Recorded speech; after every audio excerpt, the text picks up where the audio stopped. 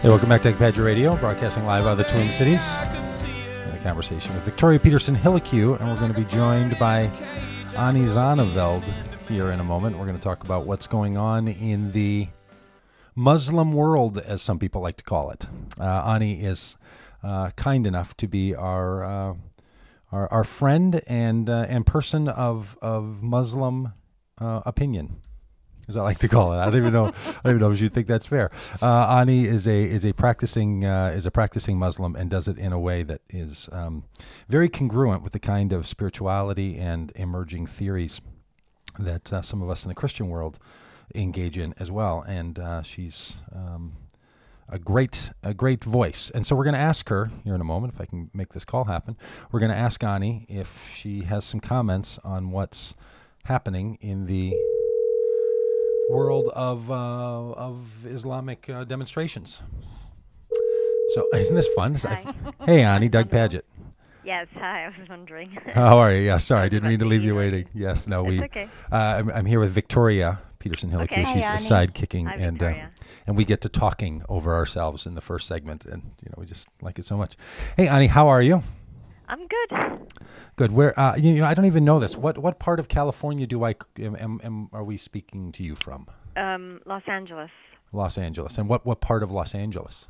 I am right by Universal Studio.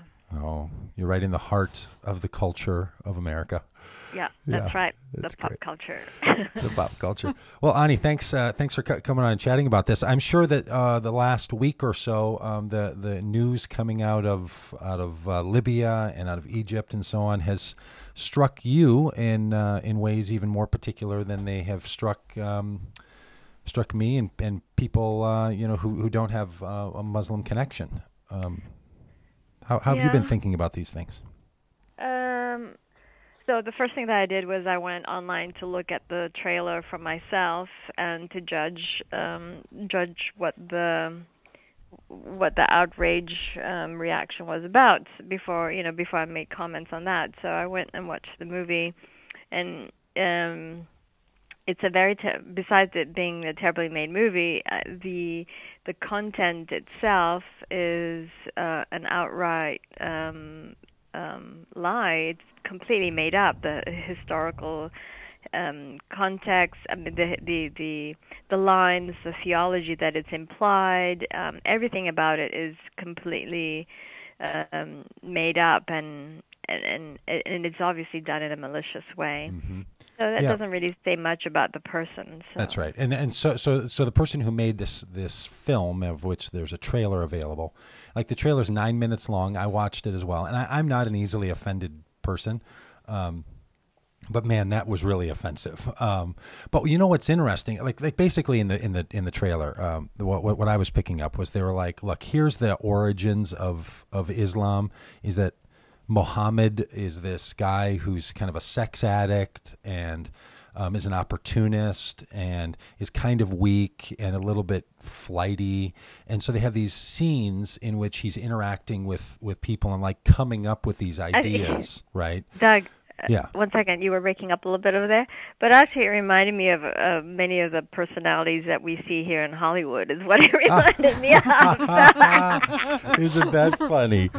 How about that? So, I wasn't offended by it because, like, okay, I've been there, done that, seen that so many times. It's like, I live in Hollywood and I work in the entertainment business, so I was like, okay, I've been exposed to characters like that, when I was really trying to make it in the business, back in the days. So, it's like, whatever. It's like, but what struck me, the reason I was offended by it was I know people who think those things about Islam.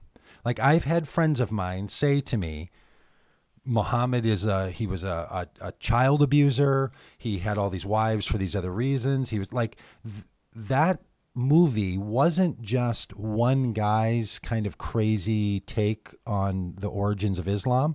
Yeah. I think it really was trying to put in this sort of silly and kind of low budget film-like way these arguments that people really are making about Islam. Do you think that's right? Yeah. Do you hear that? Do you hear that similar those similar kinds of critiques?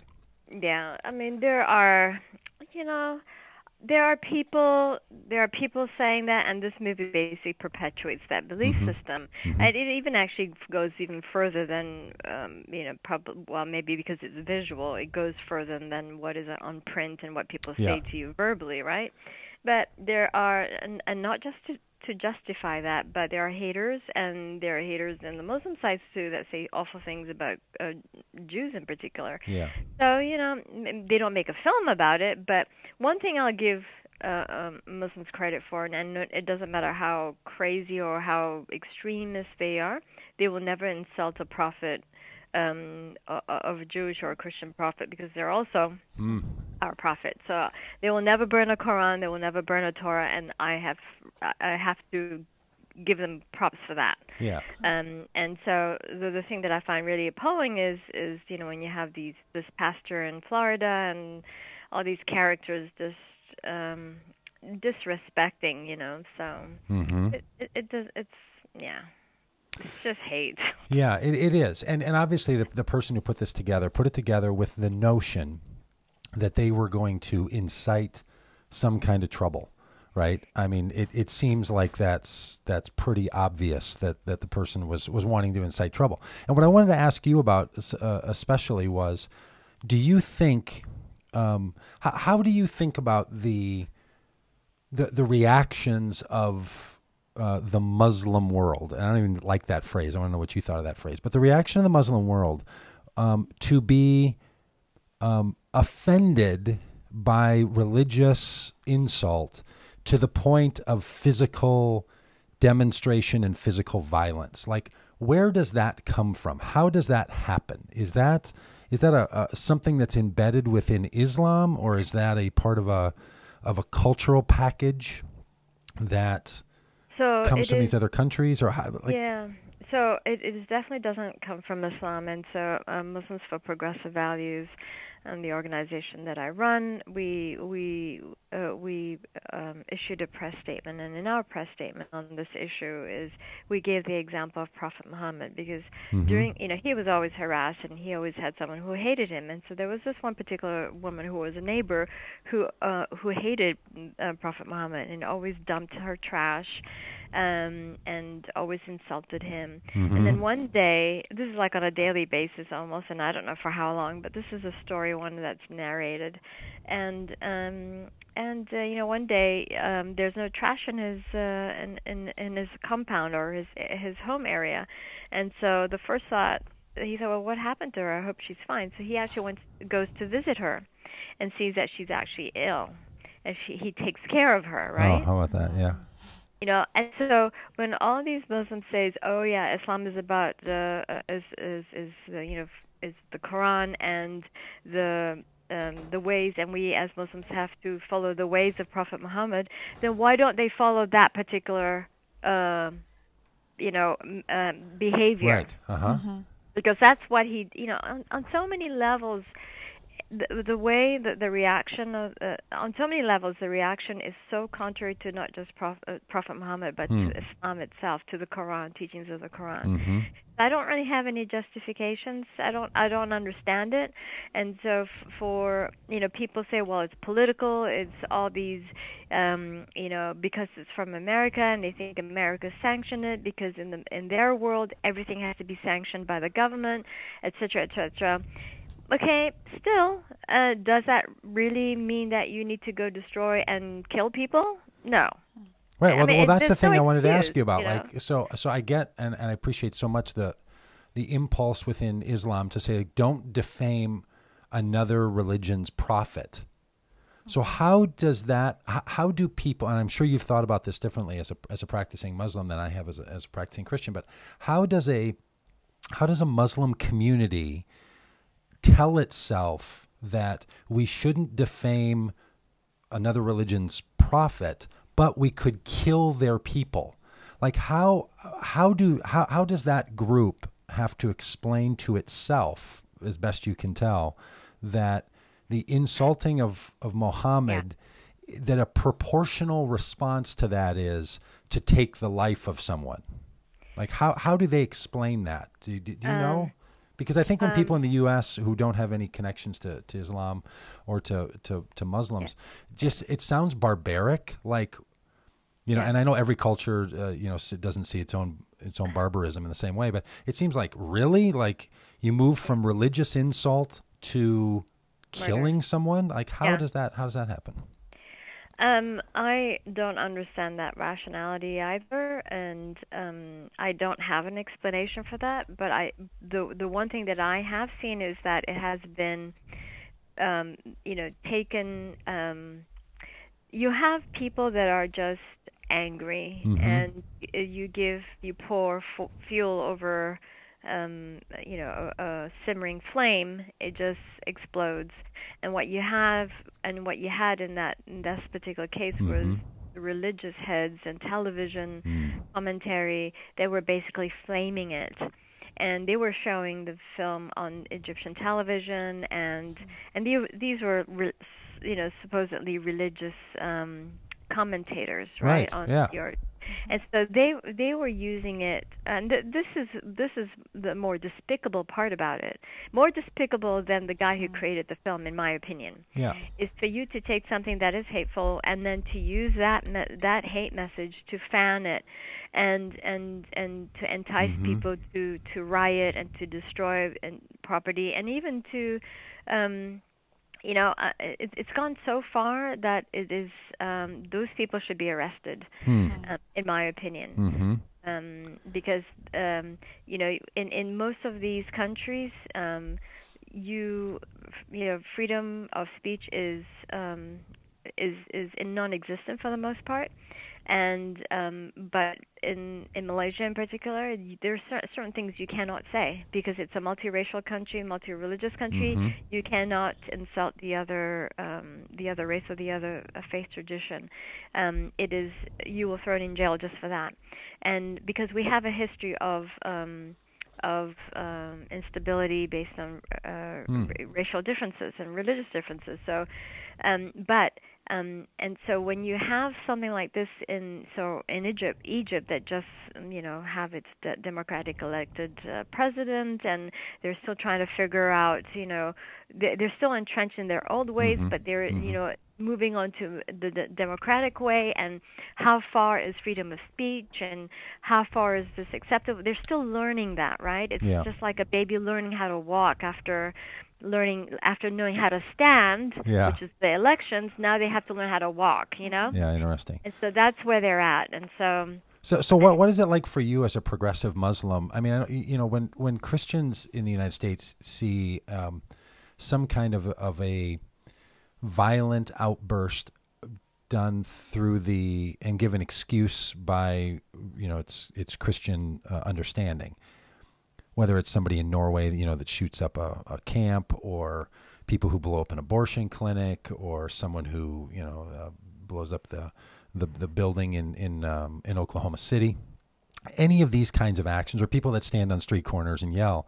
In the United States, it's very easy for us to say, like, well, look, that's just a couple of crazies, we're not all like that. That's not normal. Most Christians aren't that way. How does it feel to you as a progressive Muslim in the U.S. to hear people describe these reactions that are going on in certain countries as the reaction of the Muslim world?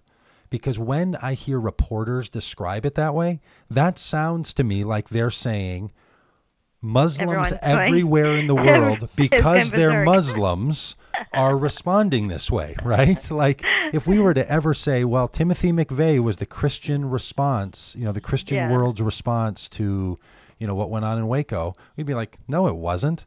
Does that drive you particularly to frustration when you're like, look, Muslim isn't a culture. Islam is an expression that lives within different cultures in a variety of ways? Or like how do you hear that, and how do you respond, and how do you describe it?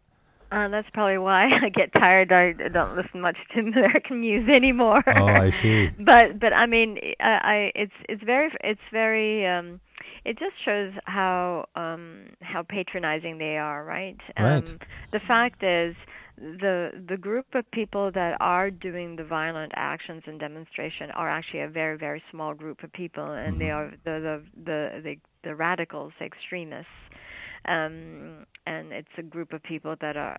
I mean, if you see them, a lot of them are the beard without the mustache. They're sort of the Salafis, right? It's a very extreme interpretation of Islam. Okay, so that's something I hadn't noticed. You're saying that you are able to look at sort of film footage and see a particular trait, cultural, religious signs within these people about who this is, and they have beards with no mustaches. Yes, like the Amish. Exactly. Okay, or the radio show host. Like like the what? I didn't hear you. The radio show host. Yeah, I have a little patchy thing on my chin. And no mustache. So, it is already well documented that it's primarily this Salafi group that has been causing the mayhem, and you have these Salafi groups in pretty much any Muslim country now, thanks to the Saudi money, and so you have a lot of that influence in every Muslim country. I think we touched on this the last time I spoke on your show. There is influence of Saudi money, and therefore Saudi perspective of Islam, that theology, in just about every corner of the Muslim world. And so it has become more conservative and more radical in some very small segment of those populations. So when people hear that, like at Friday prayers, an imam whooped up the people with a sermon, that's going to be happening mostly within one tradition's meetings, and not at the other mosques. Yeah, correct. Because we don't have so we're not organized like the Christian churches are. Like when you have the top-down management, where this particular sermon is distributed, right? And this is the consistent messaging, and these are the talking points, so to speak, right? Right. We it's don't called have lectionary. That. Yes, we don't have that. Pretty much each imam does their own thing. And even government imams, as far as I know, where it's very controlled by the central government, like Saudi Arabia would be an exception to the rule because it's very extremely controlled, and it's very Vatican in that way. Oh yeah. Whereas in other parts of the world, it's not so. And so it really is the individual, and it really is based on that particular community. And if you are an imam of a mosque, you have a certain, a certain brand or a certain, you are known for the sermons that you give. For example, you attract a certain type of people. If you give a progressive and enlightened type of sermons, you'll probably attract that kind of people, right? Yeah. And so on and so forth. So each mosque is very different, and so it's really interesting that you say that, because probably a lot of reporters, when they don't understand the dynamics, because Islam is so individualistic in its interpretation, unlike Christianity, and so therefore they probably think that everything is so coordinated, for sure, the way the churches are, right? Yeah. So I most certainly hear that, and even sort of even more blanket than that, kind of this whole Muslim, and I hear some commentators saying, look, it's Islam is not a monolithic expression of faith, but the way it's talked about is like the Muslim world. Yeah. Do you think that's a helpful phrase, or do you use that phrase? Do you? Well, the thing is, okay, so there is 1.2 billion Muslims in the world. Yeah, it's a lot. Right? Uh-huh. And so you have, according to the numbers, and it's, I don't know how accurate it is, there was probably 0.07% of Muslims who were demonstrating that we saw on television. Right. Okay, 0.07. So the Muslim world. Well, the Muslim world is, the Muslim majority countries. That is what it is. But the problem is within the Muslim world itself, there was such a small, minuscule group of people, 1,000, 2,000 people that were demonstrating, say like in Egypt, right? It wasn't like there was 500,000 people out there on the streets like when they were overthrowing the government, right? So it is maybe in the Muslim world, but it doesn't represent the Muslim world. Yeah. Right? You know, in Christianity, with some of us more progressive types like to speak about the Christianities, the multiple expressions of Christianity, and that over time there's been different versions of Christianity, and that they're always kind of in interplay and argument with one another and fighting. Do people in Islam speak about multiple Islams? Or how does that? What kind of language do you use around that? You know, on a more progressive edge, when you try to say, look, these folks are Muslim, but there's other expressions, and they're different enough where it's not accurate to describe them with the same, you know, in the same brushstroke. Yeah. Well, actually, you know, the definition of a Muslim is someone who proclaims there's no God but God, and Prophet Muhammad is the messenger. Beyond that, how you express yourself as a Muslim, you know, it is irrelevant. So inherently, our understanding or our belief, we're inherently DNA, you know, that you're Muslim. Okay, you're Muslim. What kind of Muslim? That is, you know, really up to the individual. However, the extremists have a very clear definition of what a Muslim is, and that is only their definition of a Muslim. I see. And they brand everybody else as not Muslim enough, or even tell people like me to leave the faith because you don't represent Islam, or, you know, we get a lot of that. But as a progressive Muslim, so they are, and what when they claim that they have practice the proper Islam, that in itself is un-Islamic. Okay. Because it is un-Islamic, or according to the Quran, to brand someone as a non-Muslim when that person defines themselves as a Muslim. Yeah, that's great. So, Ani, your organization is the Muslims for Progressive Values. Yeah. Am I saying that right? What else are you all doing now? I mean, when you're not having to answer questions about what's going on in Libya and Egypt and so on, what kinds of exciting things are happening in your organization with your folks? Oh, we've got some great stuff. We have a Muslim feminist speaker. She's a journalist, and an American Egyptian woman by the name of Mona Al-Tahawi. She's going to be our keynote speaker in Washington, D.C., October the 29th. And we're, you know, given the political climate in the United States on, you know, the attacks on women's rights, reproductive rights, and all that, we are basically, you know, for us, it's really, we're in it together as women, and the gender issues in Islam and the gender issues that we're seeing here in American politics, and how the legislations have been passing that really hurt women's choices. So we're tying that. So it's October 29th is right before the election. So we're going to be, you know, using a lot of the gender issues as a rallying point. And then the fundraiser is called Unshackling Islam from Patriarchy. And next week I am here in Los Angeles. I'm going to be speaking at the oldest and largest LGBT center in America, the LA Gay Center. I'm going to be speaking on Islam and homosexuality, and I'm going to be singing as well. And in celebration with of Yom Kippur, Kol Nidre, every year for this will be my 5th year. I'll be singing as a guest singer with a secular Jewish choir for their services. So yeah. A lot of good stuff. Yeah, that's fantastic. When you're out in Washington, D.C. for the event on October 29th, will you stay over past Election Day in Washington, D.C.? Oh, no. Oh, I've always wanted to do that. I've always wanted to be in the Capitol on, just gotta play that vibe and see what that's like. And well, Ani, thanks. When you have a child, you're not really free to fly like you want to. I know our kids are older now, so now I get to live like a young person.